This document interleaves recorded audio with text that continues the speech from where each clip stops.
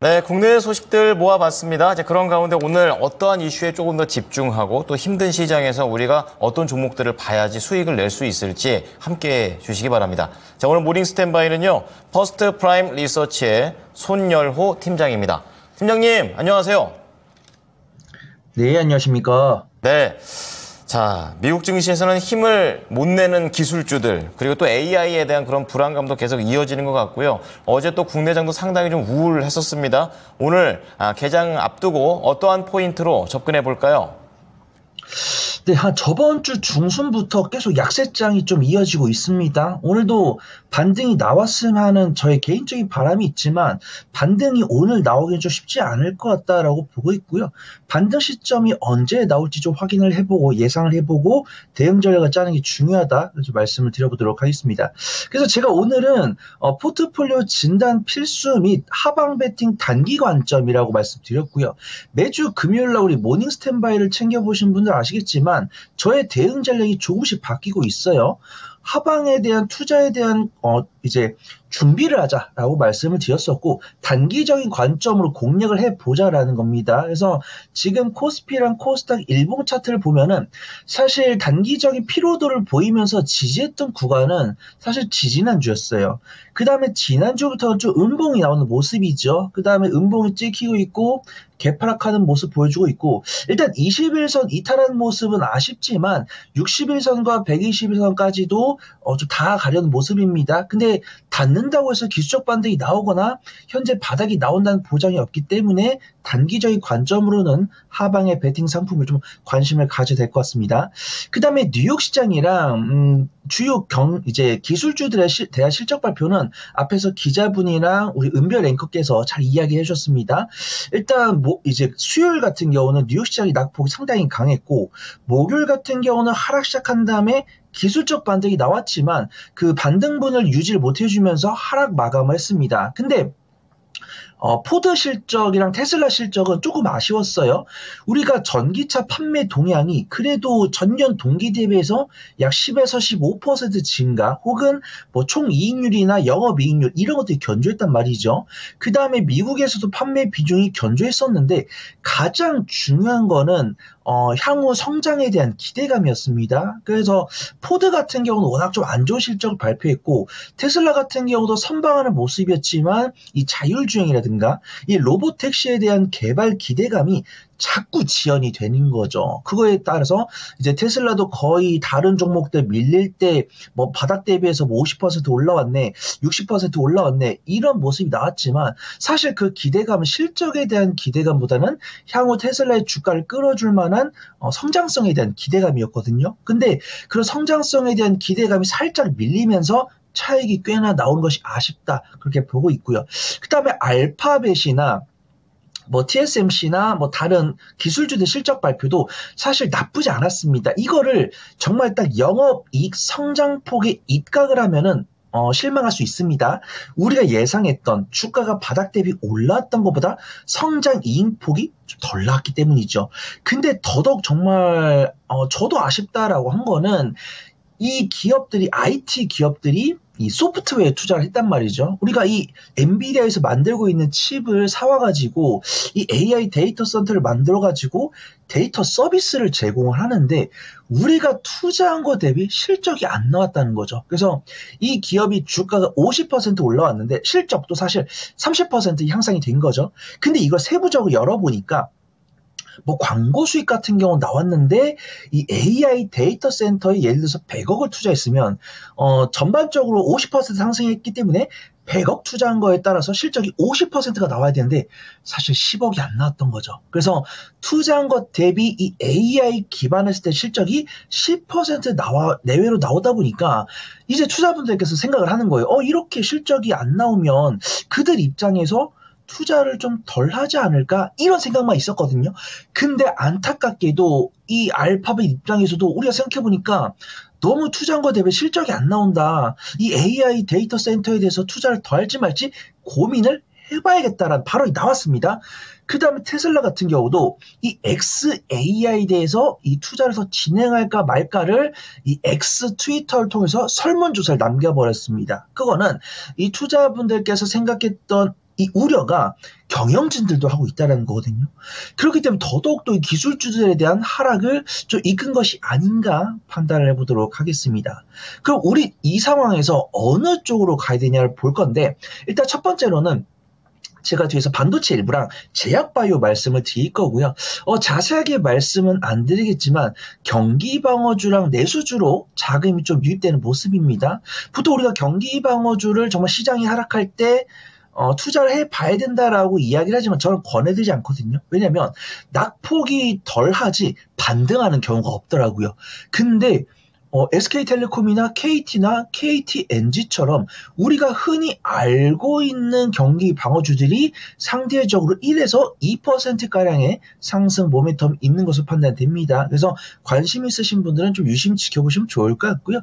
제가 안타깝게도 오늘 당장 반등이 나올 거다라고 말씀을 드리기 어려운 이유가 반대 매매가 생각보다 좀 안 나왔습니다. 우리가 지금 신용자금 18조 넘어갔다라는 소식을 한 2주 전부터 접했고요. 안전선은 우리가 보통 12조, 13조 정도 보고 있습니다. 그러면 반대 매매가 약 5조, 6조 정도 나와야 되는데 제가 7월 초부터 발표된 이 반대 매매치를 봤을 때 약 한 16거래, 18거래 정도 장이 열렸죠. 근데 그 가운데서 반대 매매가 100억 이상 나온 날이 6거래 정도입니다. 그럼 우리가 5조가 반대 매매가 나와야 되는데 아직은 반대 매매가 약 1조가 안 되게 나왔다라는 거죠. 그래서 우리가 조금 이런 하락을 견뎌내야 되는 기간은 몇 거래일 정도 더 있지만 그래도 다행인 건 우리가 이거를 알고 기다리는 거랑 모르고 기다리는 거랑 다르다 이런 말씀 드리고요. 상대적으로 우리가 이런 상황 속에서도 어떤 투자 포인트를 체크를 해봐야 될지는 잠시 후에 말씀을 드리도록 하겠습니다. 네. 자, 지금 계속해서 미국 증시와 관련해서 국내 증시도 악재가 연결되고 있는 그런 흐름입니다. 이제 그런 가운데 포트폴리오와 관련해서는 우선은 하방의 단기 투자 전략이 유효하다라는 부분을 팀장님께서 말씀을 좀 해주시고 계십니다. 거기에 더해서 지금 미국 증시는 오늘 알파벳을 기점으로 또 해서 또 AI와 관련된 엔비디아 역시 이러한 AI 붐이 조금은 이제 줄어드는 것 아니냐. 기대치 자체 실적이 나쁘진 않은데 기대치가 워낙에 높기 때문에 이제 앞으로에 대한 실질적으로 얼마나 돈을 벌어들일 수 있는 거냐에 따른 시장의 내용들이 현재 나오고 있는 모습입니다. 자, 그런 가운데 국내 같은 경우에는 상당히 좀 힘든 모습들이 이어지고 있는데요. 외국인 같은 경우에는 수급 상황 측면에서 반도체라든지 자동차 그리고 좀 덜 오른 종목 쪽으로 간다라는 그런 내용들을 좀 들어봤습니다. 좀 더 자세하게 추가적인 내용들 알아보겠습니다. 팀장님 부탁드릴게요. 네, 첫 번째 키워드는 SK하이닉스 반도체 보도록 하겠습니다. 앵커님께서 말씀해 주신 것도 저도 염두를 하고 있어요. 일단 우리가 알지 못하는 주가는 기대감이 만든다 이런 이야기들이 있는데 그런 기대감에 찬물이 뿌려진 거죠. 근데 저는 일단 기술적 분석도 진행을 하지만 이 기업이 향후 성장성에 대한 모멘텀이 없다라는 확신이 들었을 때는 관심 종목에서 지웁니다. 하지만 이 섹터에 대한 기대감이 완전히 사라지지 않았다고 한다면 일단은 확인 매매할 때까지는 내가 어떤 급진적인 대응을 할 필요 없다라는 거예요. 그래서 SK하이닉스를 필두로 한 반도체 기업들은 제가 이렇게 말씀을 드렸습니다. 내가 만약에 익절을 하고 싶다라고 하신 분들은 만약에 기술적 분석이 되거나 재차 공략 타이밍을 잡을 수 있는 분들은 전략 매도하시고 나중에 다시 사셔도 된다라고 말씀드리고요. 저는 그런 것들을 할 줄 모릅니다라고 하신 분들은 일단은 전문가분들의 이야기를 들으면서 어떤 기대감이 있으면서도 외국인과 기관의 매도세가 나온다고 한다면 분할 매도를 조금씩 해보자라고 말씀을 드렸습니다. 그래서 SK하이닉스의 실적 발표치를 한번 보도록 할게요. 이제 발표가 됐는데 매출액도 사상 최대치를 기록했고 영업이익도 2018년 3분기에 기록했던 최대 실적을 단 1개 분기 만에 올해 1분기에 이제 흑자 전환한 다음에 그 다음에 2분기에 거의 2018년 3분기에 가장 따뜻했던 시기에 실적을 회복을 했습니다. 근데 그 뒤에 업황에 대한 불실성이 일부 나왔지만 아직까지도 HBM이나 HBM3에 대한 어떤 장기간의 수주가 꾸준히 있기 때문에 실적 향상세는 지속이 될 거다 그렇게 보고 있고요. 삼성전자를 보유하신 분들께는 조금 아쉽지만 이 삼성전자와의 격차가 조금 있는 것이 아닌가 그렇게 판단됩니다. 만약에 이 SK하이닉스가 실적 발표를 하는 가운데 이 SK하이닉스의 10여 개월 선행포가 안 떨어졌다고 한다면 저는 말씀을 못 드리겠지만 10여 개월 선행포가 상당히 떨어졌습니다. 지금 보면은 엔비디아가 70 정도고요. TSMC가 40 정도고요. 삼성전자가 12고 SK하이닉스도 불과 몇 주 전에 15, 12 정도였습니다. 근데 이 실적 발표가 다가오면서 가이던스가 올라가다 보니까 11개월 선행포가 7이에요. 그렇기 때문에 현재 기록을 하고 있는 주가가 부담되는 것은 아니거든요. 근데 우리가 지금 외국인과 기관의 매도세가 나오고 있고 SK하이닉스가 아직 바닥을 잡지 못했기 때문에 우리는 이 SK하이닉스를 지금 당장 오늘 공략을 하기보다는 SK하이닉스가 아직 성장성은 있는데 내가 이 SK하이닉스를 매수하고자 하는 관점은 그대로이지만 매수 버튼을 누르는 것은 오늘이 아니고 매수 버튼을 누를 준비를 해야 되겠구나, 이런 생각을 들 수 있는 겁니다. 만약에 이런 우려를 하면서 엔비디아 입장에서도 이거 생각보다 저희 GPU가 잘 안 팔립니다. 혹은 이제 MS나 어떤 오픈AI나 이제 뭐 알파벳 같은 경우도 투자를 해봤는데 투자분들께서 이 AI에 대한 투자를 좀 덜 하는 게 좋을 것 같다라고 합니다. 이런 이야기가 나오면 제가 더 이상 반도체주를 강력하게 말씀을 안 드리도록 하겠습니다. 하지만 그 이전까지는 오히려 이렇게 고점 대비해서 많이 밀렸고 실적 퍼포먼스가 여전히 기조가 유지가 된다고 했을 때는 퍼가 굉장히 떨어졌을 때는 오히려 공략해볼 타이밍이다, 그렇게 말씀을 드려볼게요. 일단 SK하이닉스는 공략 가능한데 일단 제가 관심주로 SK하이닉스랑 두산 테스나를 갖고 왔습니다. SK하이닉스 같은 경우는 두터운 매물대가 17만 5천 원과 18만 원대에 위치하고 있습니다. 그러면 내가 이 가격대에 살 준비를 하는 거예요. 산다는 게 아닙니다. 살 준비를 하고 여기가 두터운 매물대니까 지지할 가능성이 있어 보인다는 겁니다. 근데 지지하는지를 확인하고 사야 됩니다. 그래서 우선은 SK하이닉스를 이 가격대에서 살 준비를 해놓고 매일매일 전문가 혹은 이 손 팀장이 사도 된다, 외국인과 기관의 매수가 들어오고 있으니까 사도 된다, 이런 이야기가 나올 때까지만 조금만 기다려주시면 좋을 것 같습니다. 그 다음에는 두산 테스나인데요. 우리 마음속에 그런 게 있습니다. 삼성전자가 HBM3를 퀄테스트 통과했지만 HBM3는 아직이다. 그 다음에 이 삼성전자에서 만들고 있는 HBM3가 엔비디아의 H20에 국한돼서 들어간다. 이런 부분들은 아쉽습니다. 하지만 삼성전자가 곧 HBM3 5세대도 통과할 수 있다는 기대감이 있으면서 삼성전자랑 밸류체인에 있는 종목들 중에서 모든 종목이 아닙니다. 5개 한해서 외국인과 기관의 수급이 들어오고 있습니다. 그 종목이 두산 테스라입니다. 그래서 지금 수요일도 외국인의 순매수가 들어왔고요. 목요일은 외국인과 기관의 쌍끌 순매수가 들어왔고 어제같이 어려운 상황 속에서도 7% 가까이 반등하는 모습 보여주었고 이 삼성전자 밸류체인, 그 다음에 국내 시스템 반도체 웨이퍼 테스트 분야에서는 국내 시장 점유율 1위를 기록을 하고 있는 두산 테스나, 오늘 강세 이어지는지 확인해 보시고 관심 더 보시면 좋을 것 같습니다. 네, 자, SK하이닉스로 시작해서 관심주, SK하이닉스와 두산 테스나 말씀해 주셨고요. 두 번째 포인트 핵심만 좀 들어보겠습니다. 관심주까지 부탁드릴게요. 네, 두 번째는 제약바이오 보도록 하겠습니다. 어제 거의 80% 이상의 종목이 하락하는 가운데 제약바이오 기업들은 굉장히 강했어요. 그래서 왜 살아남았는지 세 가지 생존 비법에 대해서는 우리 은별 앵커가 이야기를 해주셨습니다. 뉴욕 시장으로 잠깐 가보면은 일라일리랑 노보노디스크랑 로슈는 살짝 쉬어가는 모습인데 그 바통을 바이킹 테라퓨틱스가 받았습니다. 바이킹 테라퓨틱스는 이 경구용 비만 당뇨 치료제를 개발하고 있는 기업인데 사실 올해 3월 달에도 부각된 이력이 있습니다. 근데 이 기업이 경구용 치료제 임상 3상 진행 예정 소식에 어제 반등하는 모습이었습니다. 그래서 우리가 사실 일라릴리랑 노보노디스크는 이미 개발 완료해서 실적이 나오고 있는 종목이니까 확실히 이 전방을 끌고 있는 기업이고요. 로슈 같은 경우는 안정적인 이 현금 흐름을 통해서 경구용 치료제를 안정적으로 개발할 것으로 전망되는 기업입니다. 근데 그 기업은 이제 현재 임상 1상을 기록을 하고 있고요.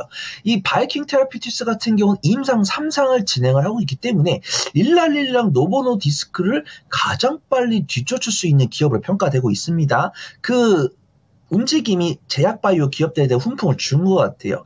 그 다음에 이제 미국에도 제약바이오 ETF가 상장이 되어 있겠죠. 근데 이 제약바이오 ETF가 최고가를 기록을 하고 있습니다. 그런 훈풍이 국내에도 올 거다라고 판단됩니다. 그래서 국내 제약바이오들의 훈풍 포인트 첫 번째, CDMO죠. 이 오시바이오에 대한 미국의 견제가 더더욱더 가시화가 되고 있고, 이 생물보안법이 연내 통과가 됐을 때는 국내 CDMO, CMO 기업들이 이익을 얻을 것이다 라고 보고 있고, SC제형은 정말 이 알테오젠의 파죽지세가 대단합니다. 이 머크사가 원래는 이 알테오젠의 이 SC 제형 기술을 쓰면서도 자신들의 SC 제형 기술을 개발하고 있었습니다. 근데 제가 뉴스를 봤는데 뉴스 링크가 사라진 것 같아요.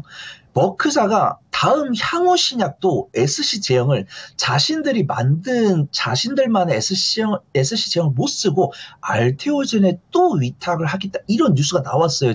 이것도 제가 검색을 했는데 안 나오더라고요. 근데 이거는 확인되면 더 말씀을 드리겠습니다. 이러면서 이 알테오젠이 만들고 있는 SC 제형에 대한 기술력이 좀 독보적으로 좀 주목받고 있다, 이렇게 판단하고 있고, 국내 CMO 기업들의 실적이 굉장히 개선될 것으로 확인되죠. 삼성 바이오직스 실적 발표 잘했고, 셀트리온도 올해 실적 발표가 될 것이다 라고 판단하고 있습니다. 근데 저는 삼성 바이오직스는 좀 기술적으로 많이 올라왔으니까 셀트리온은 분할 매수 잘하신 분들께는 권해드리고, 혹시라도 다른 제약바이오 기업들 없을까요? 라고 하신 분들은 한미약품이랑 종근당 지켜보시면 좋을 것 같습니다. 네, 자, 두 번째 포인트였습니다. 마지막 세 번째로는 어떠한 부분들을 보고 계십니까? 네, 재무 안정성과 제법 이 미국 대선 관련 쏠쏠한 모멘텀을 갖고 있는 한국 BNC를 말씀을 드리도록 할게요. 기업 기호를 보면은 미용 성형용 의료기기, 창상 피복제. 이제 미용 성형용 의료기기 하면 이제 와닿으실 거고, 창상 피복제는 우리가 수술을 하면 흉터가 남잖아요. 근데 이 흉터가 안 남게끔 피부 회복을 도와주는 걸 창상 피복제라고 합니다. 이 미용 성형용 의료기기랑 창상 피복제를 만들고 있는 기업인데, 기본적으로 신약 개발도 영위를 하고 있습니다. 근데 연간 실적으로 흑자가 기조가 유지가 되고 있습니다. 그래서 2023년 하반기에 흑자로 전환된 다음에 연간 실적까지도 흑자를 만들었고, 2024년 상반기에도 흑자 기조 유지하면서 안정성을 갖췄다, 이렇게 평가를 하고 있고요.